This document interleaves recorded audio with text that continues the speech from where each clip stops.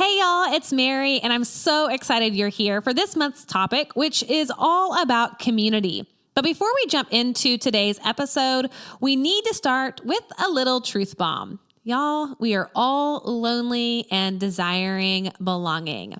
This month, we'll explore ways to cultivate an authentic community, look at when it's time to let go of toxic friendships, how to actually make friends, and I'll even help you learn how to become a great friend.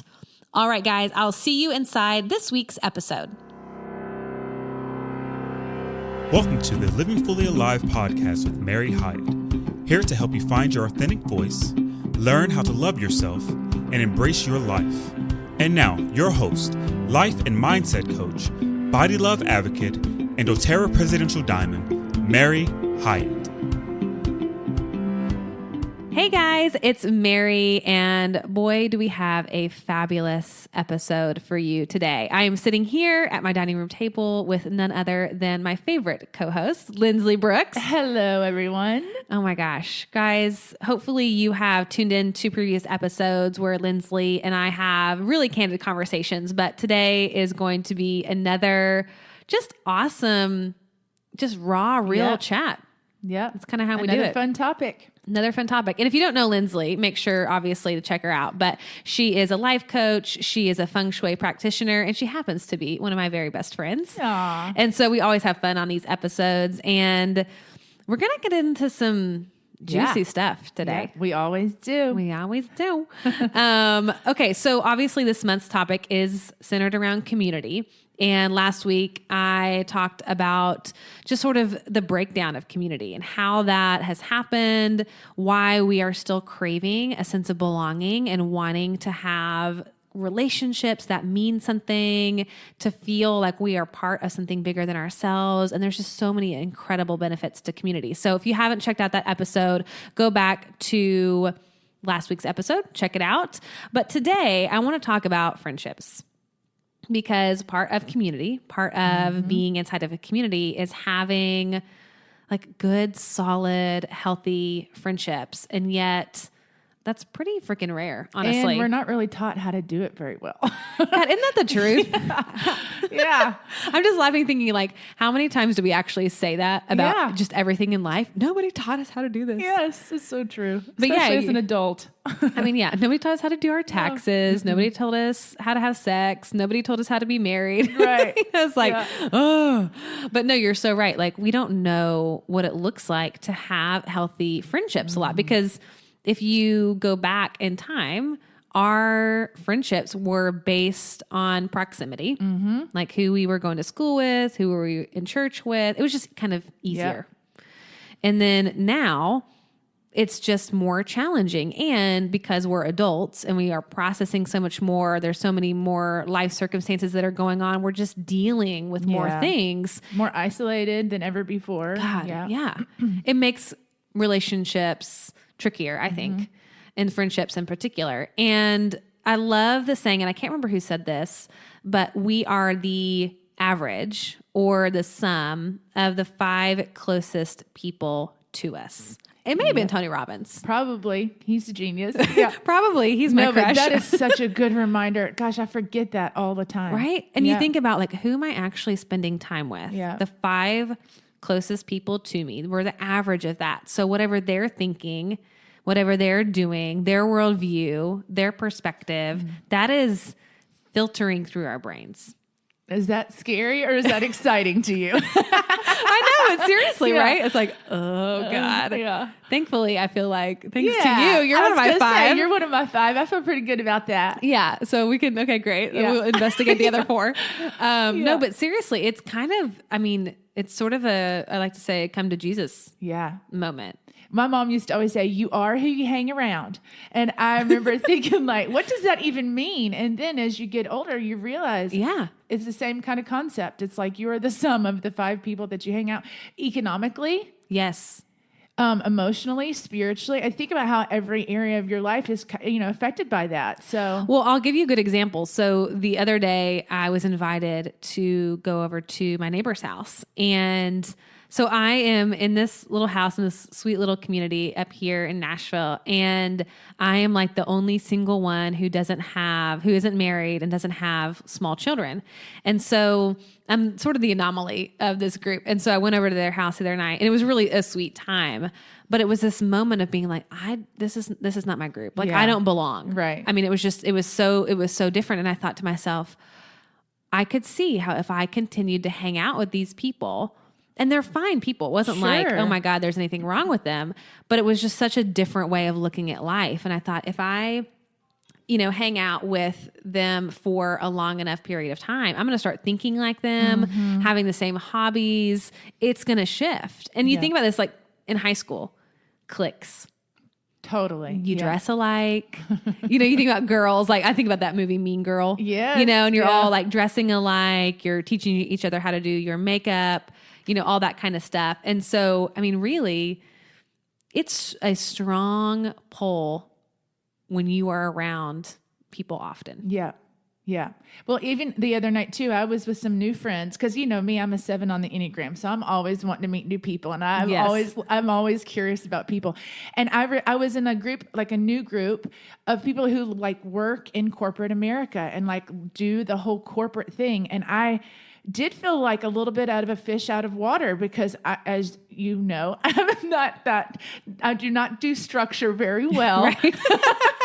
But I was totally enjoying it. And it was like a breath of fresh air. It was like, this is a whole other world that I don't know. Yeah. And it actually brought stuff up in me where I was thinking, I'd like to know like something about what would it be like if I was more in their world? How would they change? If I was more in, and they were more in mine, how would I change? And so there's a little bit of just even a curiosity factor of like the growth edge of being around different types of people. Oh my God, there's so much benefit to that. And there was a stat that you read me earlier that I want you to read because I thought it was so good. It hits on this point. And I've turned into the stat girl. I don't know. Lindsley is now our resident. I'm always about a good statistic. What do you call that? I mean, I guess the resident statistic girl. Yeah. I like that. Okay. So social psychologist, a doctor from Harvard, he is quoted with this study that he did. He said, the people you habitually associate with determine as much as 95% of your success or your failure in life. Damn. 95%. Wow. I know. I thought that was pretty fascinating because, I mean, that's what we're saying. Of course, that makes sense because they're affecting your subconscious. They're affecting the thoughts you're thinking. They're affecting the mood that you end up being in, and which, of course, would ultimately determine your future. It would determine like how you show up in the world and the actions you take. Well, and if you think about people and how they see the world, their worldview, their perspective, it's pretty, it's sobering sometimes when you sort of step back and you recognize how much you've adopted somebody else's belief system.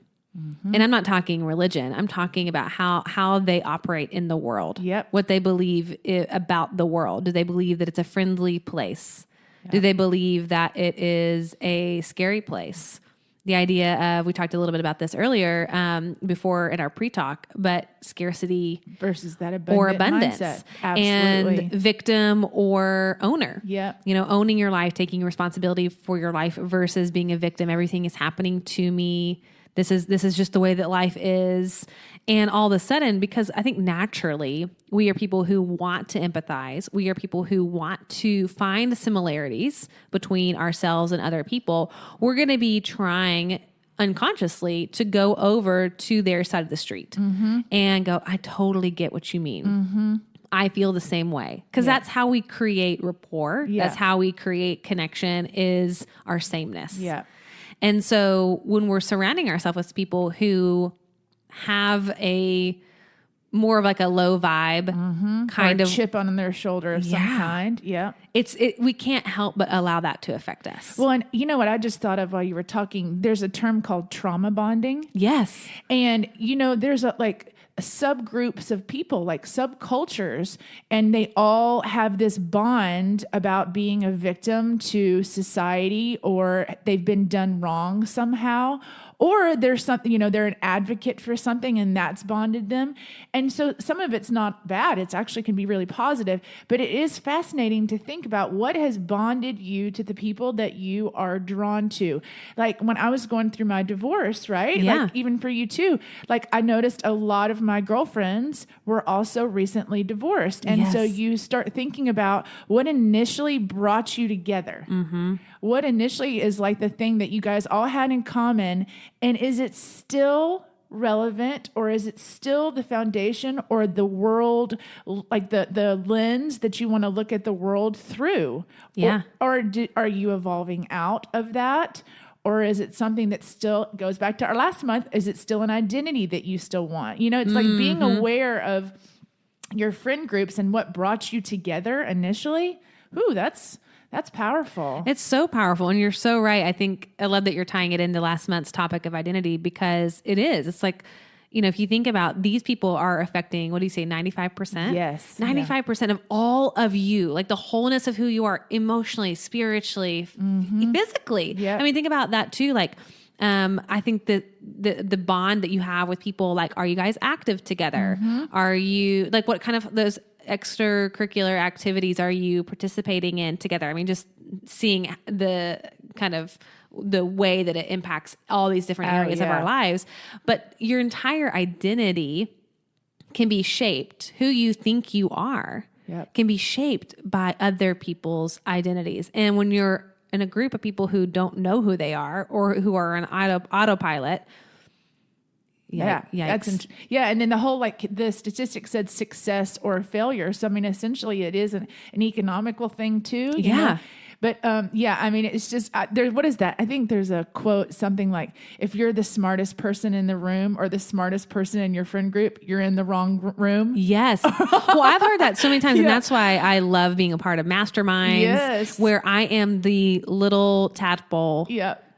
Like the low man on the totem pole. That is where you will experience the most growth. When you are literally the dumbest, the least skilled, the least successful person in the room, that's the perfect room to be in. I mean, that's when you just bumped up your glass ceiling in a big way. Yeah. I mean, you think about, I know a few, public figures, and, that they literally pride themselves on being the big dog and, big fish. And you can just tell, it's like they surround themselves with yes people so that they can just stay in that place.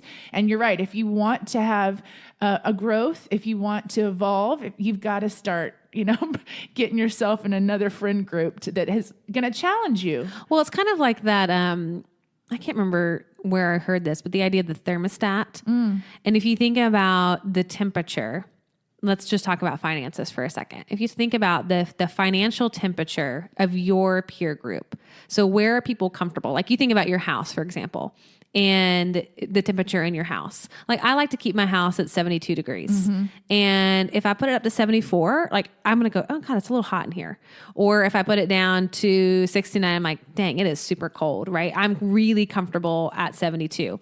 And it kind of goes the same way with friends. So if you have a peer group, for example, and you're the one who's making so much money, and let's say you're at the 74, and all of the people in your peer group are making, let's say 72 degrees, the equivalent of money for that, then there's going to be a point, and this is sort of the law of the temperature gauge, that you will come down to their level because it's uncomfortable. Oh, that's because so it doesn't good. feel normal. It doesn't feel natural because your peer comfort group level is 72 degrees.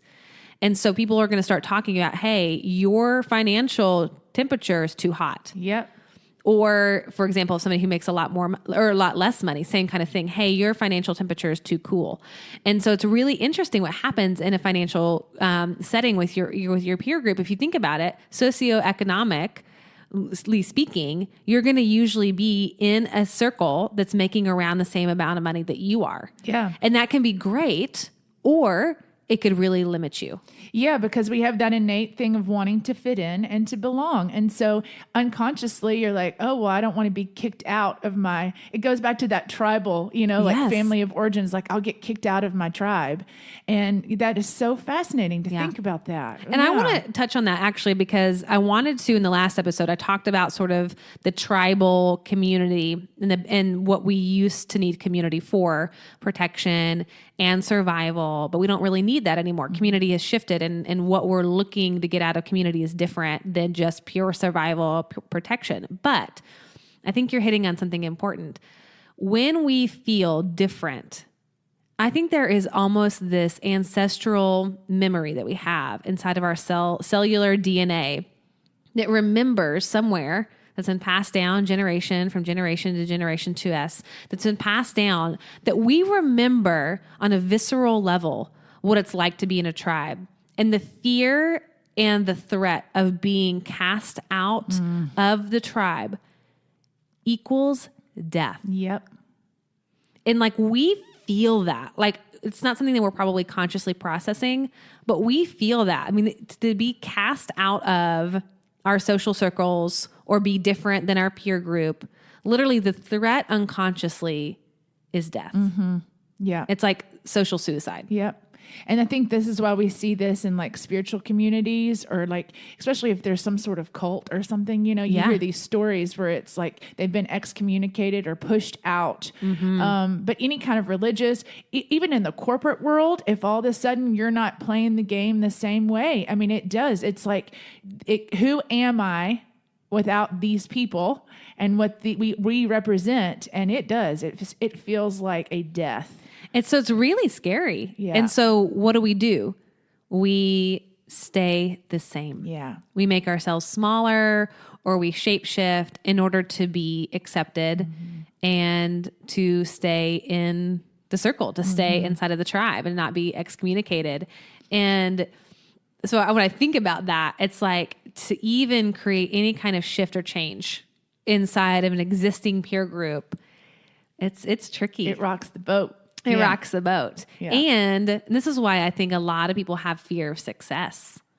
Because if you think about success, and I deal with this so much, especially within my doTERRA women, and when they're building these businesses for the first time with essential oils and they're thinking about making more money, all of a sudden they're associating future thinking their success with the fact that they're going to be different than their peer group or from their family. Like if they all of a sudden start making a lot of money, then what is that going to mean for their friendships? What is that going to mean for their relationships? Are they going to be accepted? Are people going to talk down to them or make fun of them because they're making money? Like, oh, you must think you're hot stuff now. Like I so remember one of my friends, who's not really my friend anymore. I remember when I started becoming really successful in doTERRA, she was like, yeah, it must be nice. Oh yeah. It must be nice to travel all the time. It must be nice to have all that freedom to be able to do that. And I remember as I was growing and sort of anchoring into myself, I was so proud of myself and using my voice. And I said, it really is. It's really great. Yeah. Instead of like feeling insecure or, she's going to judge me if I travel anymore. I'm not going to tell her anymore. Or that won't be part of our conversations. I was like, it is great. Actually, I love this. And I created this. I made this happen for myself, but that's the kind of pushback that people are afraid of getting. And so again, we stay at our nice 72-degree temperature and we don't rock the boat. Yeah, that takes an extra level of like self-esteem of your own to be able to not let that rattle you. Right now this month, I just saw that on the Oprah magazine, I think this month is like the topic of friendships. Which nice. Is perfect. I know. Us and Oprah.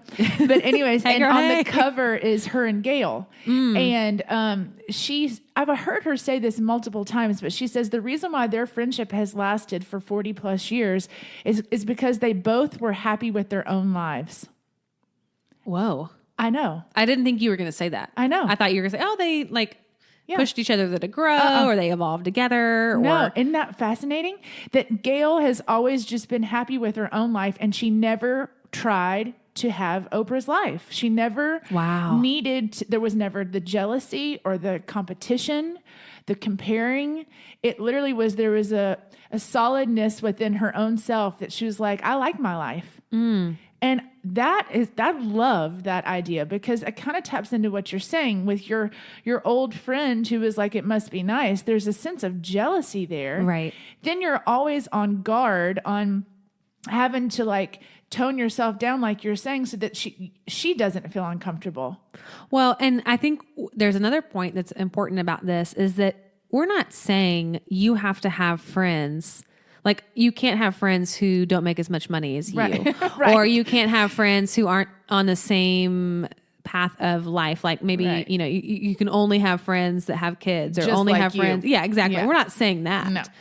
We're saying there is a point, though, that when you start shifting yourself to accommodate someone else, then that's sort of an alarm bell. That's sort of a red flag of like, wait a second. I don't think this is a healthy way of being inside of a friendship, because like you said, Gail and Oprah. Yeah. It's like, okay, they are able to be in a relationship and have a long-term friendship. Yeah. And I mean, you know, the levels of success are vastly different and really very different people. We should do like a little study on them. I know. We're the new OG. They're the original OG. No, but it is true. It is. It's like, gosh, because I think, especially if you are committed to self-growth and living a holistic life, then it's just, you know, the whole theme that everything we always talk about is having more awareness in your life. Right.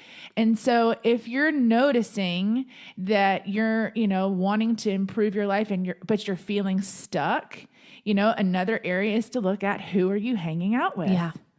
And what are the conversations that you guys are all having? And I don't feel like we do that enough. I love the idea of having different types of friends, like we were saying, because it adds more color and more spice to your life.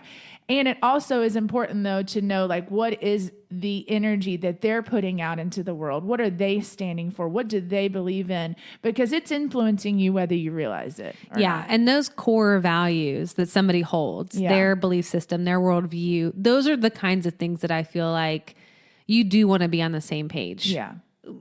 Generally. Yeah. I mean, it's not like not everybody that I hang out with has the exact same beliefs as me, but that we're sort of operating from the same lens. Yeah. And I think that's really important, because if I'm having people speak into my life who have a voice, who have a vote in the decisions that I make, in what I pursue, what I give up, I want to know that those people are coming from the same come from. Yes. I mean, here's an example. I'll be real candid. Like, you know, just this last week, I was feeling really down. And I knew I have like some core people in my life that I can say, I'm not doing good today. Like, I need you to hold this space for me and just say, you know, hey, it's okay that you're hurting today. And I knew that if I called you, and I did, that I knew how you look at the world, right? Like, I know what you believe in.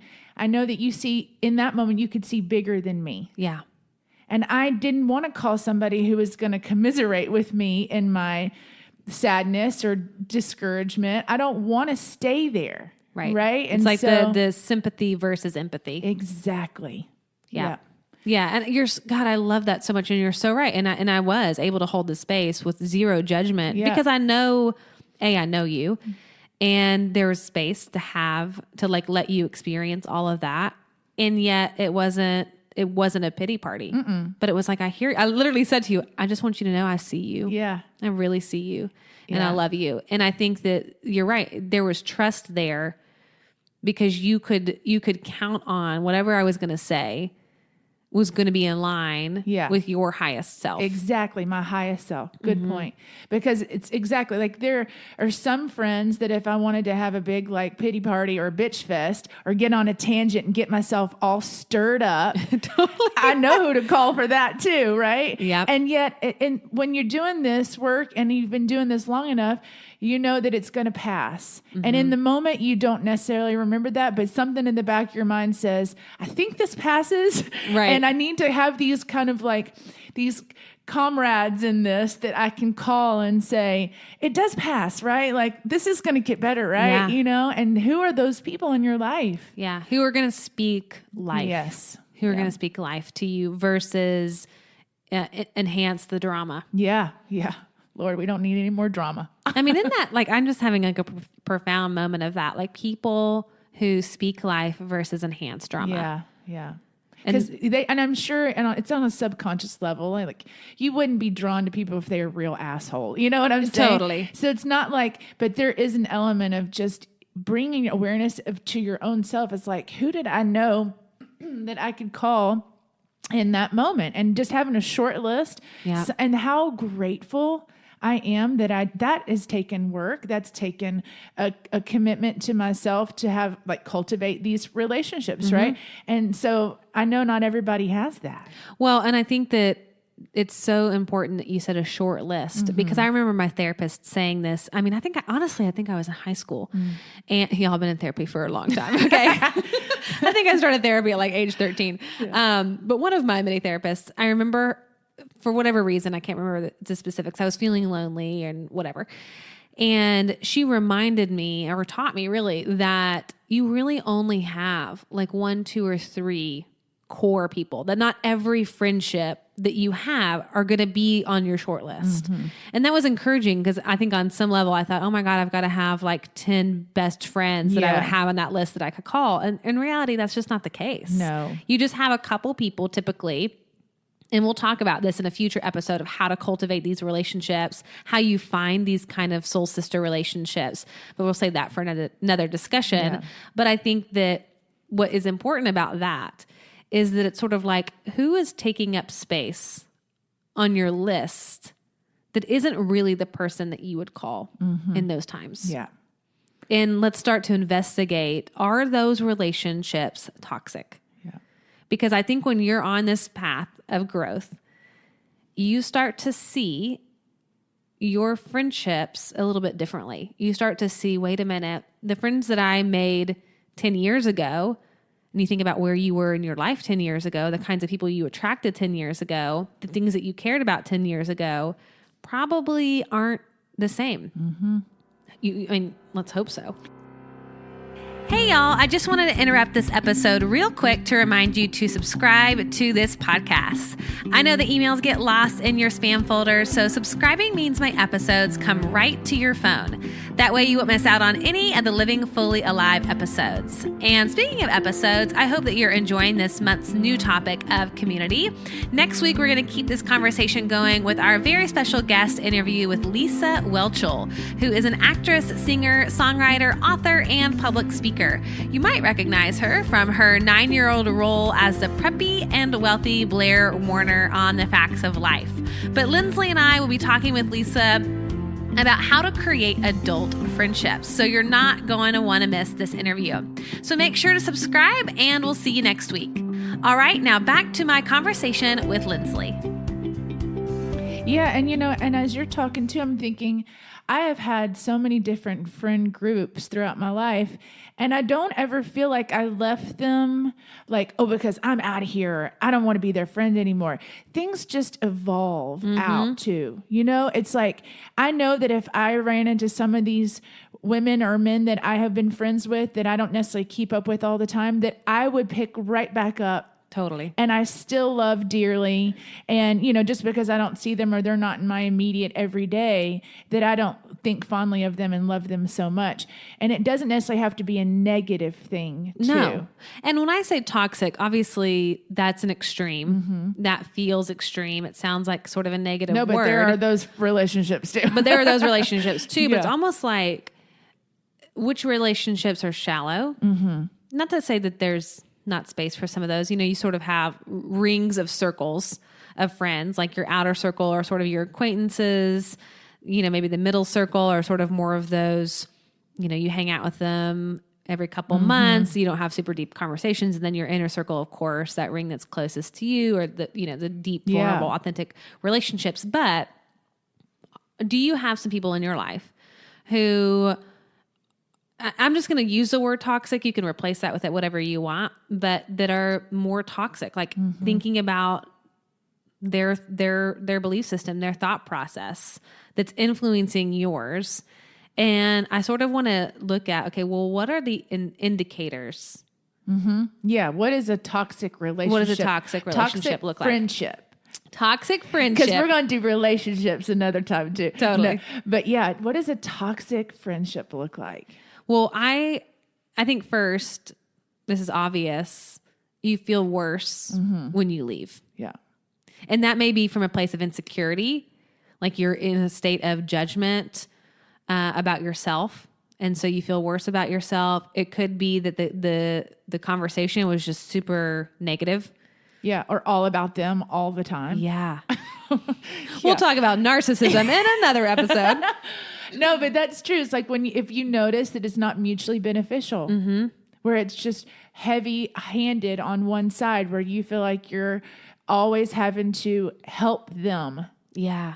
Or they're always it's some kind of just, they're all about them all the time kind of thing. Yeah. Well, and another indicator is when the things that you do are really low vibe. Like I remember back in the day, I had these friends that were like family, but when we got together, we would just drink. And I mean like drink.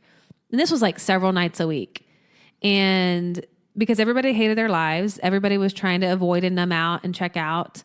And so, I mean, again, I love a glass of wine just like the next person. But yeah, when it's that deep coping, and it's like you couldn't even hang without the alcohol. And it's just sort of like the things that you're doing, gossiping about other people. Like that was literally the point of connection with this friend I'm thinking of. It was like we would drink and we would gossip. Yeah.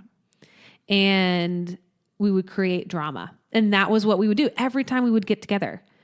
And it was incredibly toxic. Now, I was in a place of toxicity in my own life. And so you matched that. I matched that vibration. But there was a point, there came a point when I did walk away from that friendship as I was growing.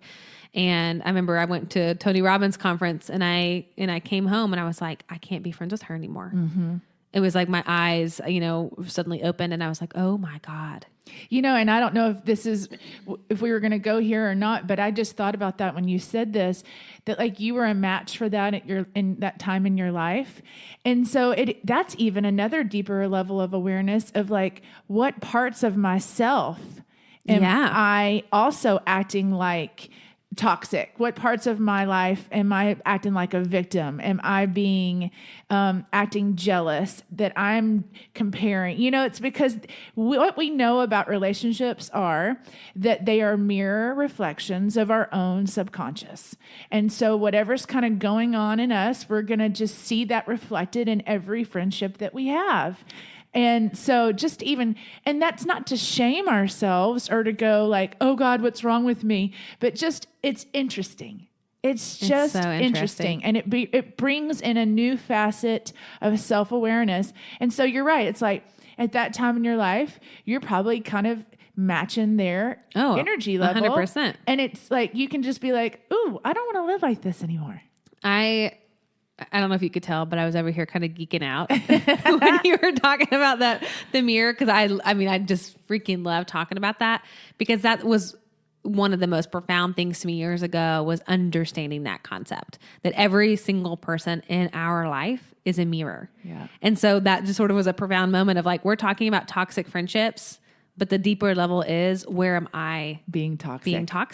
And again, not in like a judgmental way, but it's like, where am I energetically feeding on that vibe, that energy, like where that is a match, where it is literally like lock and key, think we click together and I'm right here.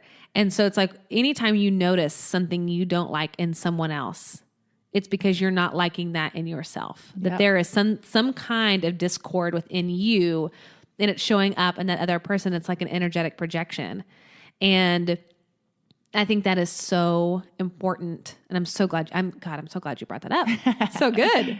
Yeah. It's like, okay, wait a minute. Like when I'm starting to notice that this doesn't fit anymore, it's because that part of myself is being asked to shift and evolve. Yep. Ooh. Hey. It's like we finish each other's sentences. Yes. Yeah, no, that's so, it's a good reminder because it's like, it gives you compassion for other things. Like, cause that's the last thing we want to do is create more judgment and more separation and create more toxicity, you know, but that it is important to just acknowledge, okay, there's some part of me that I have not fully looked at yet that's being asked of me to transcend and to evolve from. And when you can do that with compassion for yourself and them, then you don't have to leave relationships, friendships. Right. You don't have to leave them so abruptly or harshly or break up so severely, you know, because you can, like, breaking up with friends is a real thing, you know, and to do that with as much grace and consciousness as you can possibly do is the healthiest place to be. Well, and I love that you're bringing this up because it's kind of a segue into what I wanted to talk about next, which is how do you know when to leave a friendship? And there's sort of two ways I think of dealing with conflict or that misalignment. Like you're starting to notice like, oh, our mindset is different. We're not growing at the same speed. They're really committed to staying where they are. I'm really committed to my growth, whatever that might be. And so when is it appropriate to confront it, to have conversations, like difficult, crucial conversations inside of friendships and to say, hey, like, here's what I'm noticing. Like, I love you, blah, blah, blah, blah, blah. And then when is it actually time to break up? Yeah. To end it, to step away, to leave. To consciously uncouple as a friend. Consciously uncouple friend. Yeah. No, gosh, this is so tricky. And I think you have to do it. There's probably no clean. I mean, you hope you can do it clean, but there's probably no exact answer because I mean, I have had friendships that have just kind of fallen away. And part of me has looked back and gone, I said, you know, I call it having a clearing, you know, it's like, I want to have a clearing with you. I want to, you know, I care enough about you to be honest. I'm noticing that there's something awkward between us and I just want to like acknowledge it and was hoping we could talk about it. You can't make somebody do that, right? It's like just like in a dating relationship. And so some friendships just kind of naturally fall away.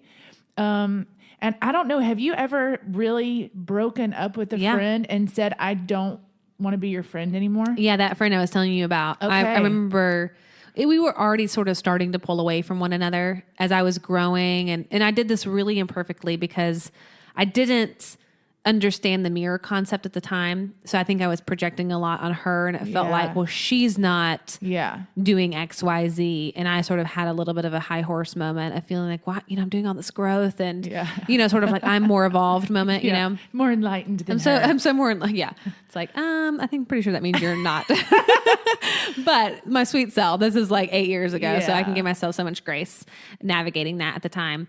But I think that was really one of the things that I did do is I did feel like our relationship deserved like sort of like a conversation. Yeah. Like a goodbye. And so I didn't feel comfortable doing it, in person.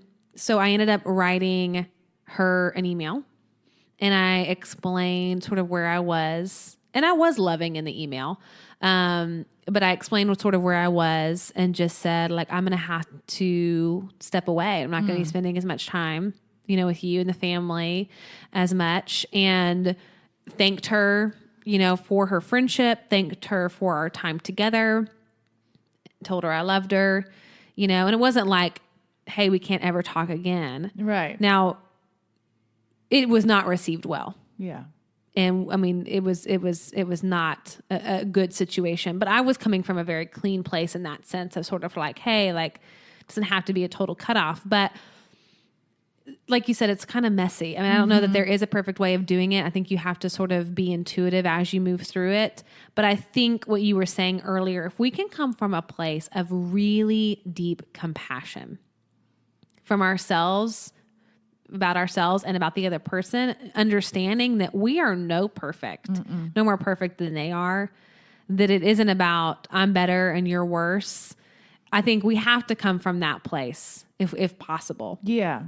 Yeah. And, you know, as you're talking, I'm thinking about there are a few people in my life that like, you know, we don't talk anymore.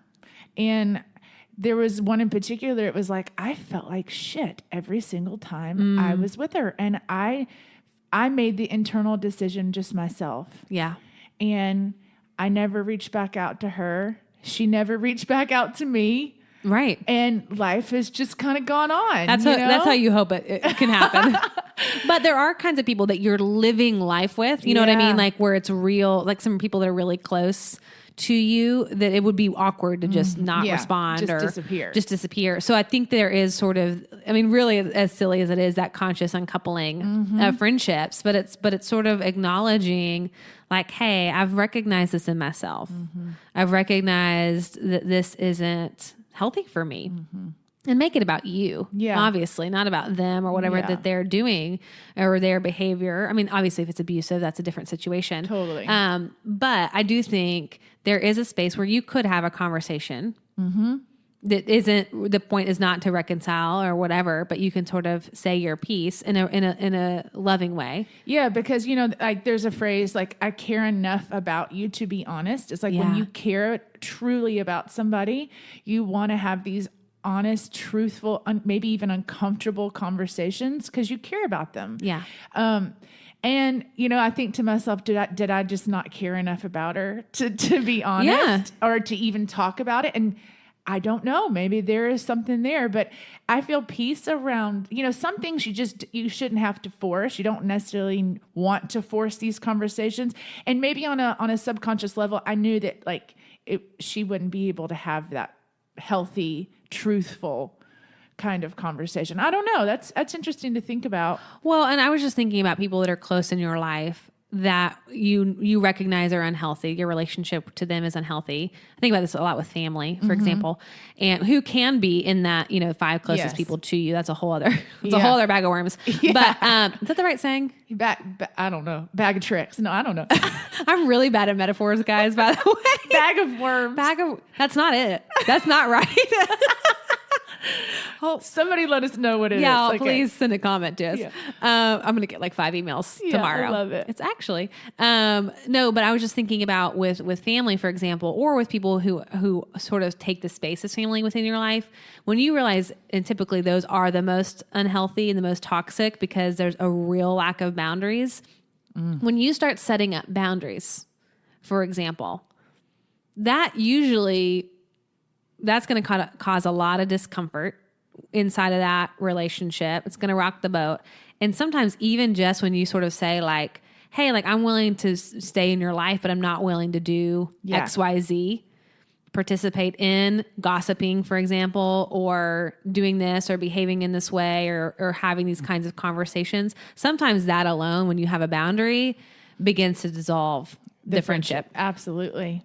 Yeah. I mean, gosh, that opens up a whole thing because I'm thinking about, you know, just all those dynamics where I don't want to make somebody feel like disappointed. I don't want them to be disappointed in me. So I get codependent with them and I like agree to go somewhere or do something with a friend because I don't want to hurt their feelings. Yeah. And then I'm silently like resenting that I'm there and that, you know, and blaming them for it. And that just erodes a friendship. Oh gosh. Yeah. But you're so right. The boundaries thing, it's like, you know, and we've had these conversations, you know, where you literally is like, okay, I love you so much, but it's so triggering to me every time we have to talk about this particular subject that I think it would be better if we don't talk about this subject for a bit or, you know, it's like, really, if you love somebody enough, you're going to want to say, how can we continue to be in each other's lives and maintain it to where there's a healthiness there? I don't know. That's so tricky because if you can't talk about the elephant in the room, what do you do though? And yet if it's triggering and you know that every time y'all get together, that's all they want to talk about.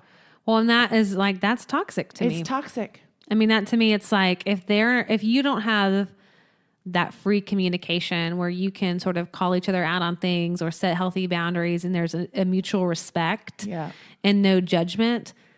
I'm sorry, but that's just toxic. Yeah. I mean, it really is. It's like, that's not health.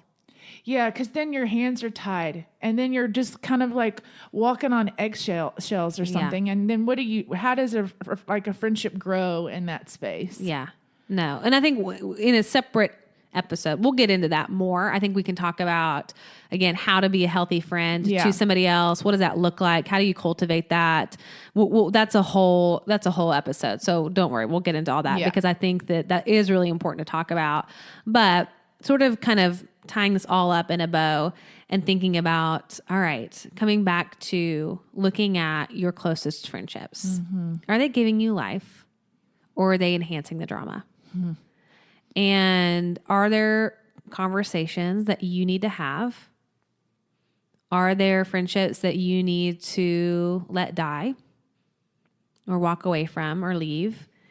And, you know, I think about kind of what you were saying about how much people impact our overall lives. And from a positive standpoint, I'm thinking when you have healthy people in your life, thank God I'm at this place now. I know you are too, where we have just like the most incredible people in our lives.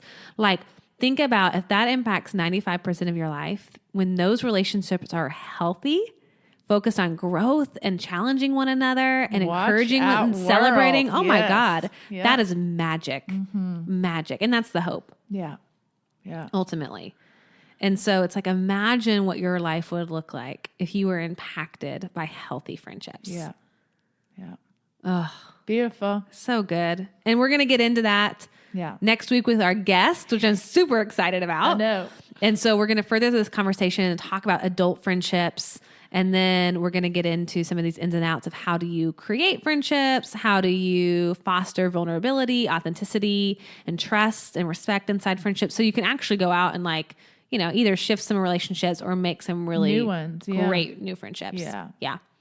Awesome. Well, guys, thank you so much for joining us today on this really important conversation about friendships and this month's topic of community. This is what we love to do. Yeah. If we could just do this all day, every day, just talk about everything we want to talk about. I mean, literally these candid conversations. And if you want to join the conversation, we would love to hear from you. Yes. So please email us info@maryhyatt.com. Share your thoughts, any words of wisdom you might have experienced as you've navigated these kinds of friendships. Email us. Lindsley and I would love just to hear any kind of feedback from you guys. Yeah, it'd be so great. So we will see y'all next week in our interview. And until then, we hope you have a beautiful, lovely rest of your week. Talk to you soon. Bye. Bye. If you love today's episode, make sure to share it with your girlfriends and invite them into this month's topic of community. And if you want to keep the discovery journey going of living more fully alive, check out all my past episodes from season 1 of the podcast over at maryhyatt.com/show. Plus, you'll be able to grab the show notes from this episode along with the essential oil recipe of the month that will help you find the courage to create a community that you love and nourish your body, mind, and soul along the way. Again, that's maryhyatt.com/show. See y'all next week.